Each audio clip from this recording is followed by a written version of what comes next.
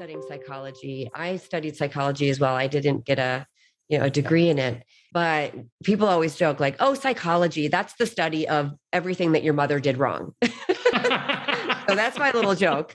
But it's kind of true. Like you can basically gather a lot of information about like, oh my gosh, my mom didn't gaze into my eyes and bond. And, you can look at all the attachment theory stuff and go, ooh, I'm anxious or, and then, that was my mom. So before we get into self-acceptance, can we talk a bit? I don't think I've ever really heard a qualified psychologist like you talk about how we can accept our parents for what happened and to know, we all can say, I know my parents were doing their best at the time with the resources that they had, but how can we really deeply accept our childhood and our parents and again, go forward in that joyful and loving way? Because that's an important relationship too. I love this question. I love it more and more because my healing work continues. You might guess that with 7 adverse childhood experiences, that first 7 years of therapy wasn't the end. And I have continued self-directed healing work ever since. And what I have most recently come to understand, I feel like I forgave my parents pretty long time ago.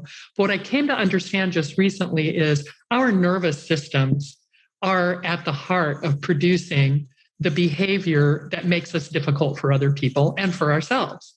It's a central nervous system wiring problem, and it becomes intergenerational when we don't interrupt it with ourselves.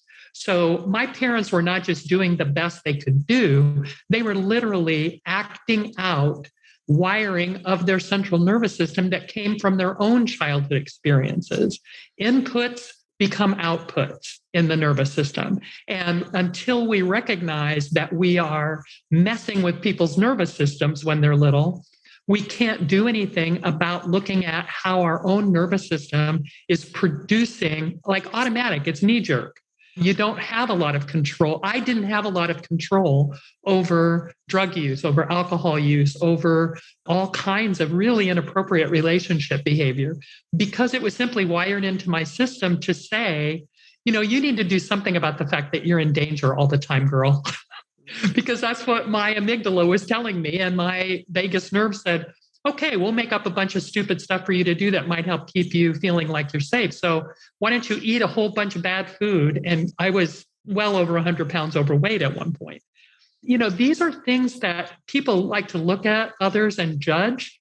But the truth is, the judgment is just, you might as well just turn it on yourself, because we all have something that we do that is one of those just sort of from the navel wired reactions to the world. It's so interesting. I want to talk a little bit about how we can rewire, but I'm going to recap, and please make sure that I have this right, because I think this discussion about the nervous system is so important. So our nervous systems are at the heart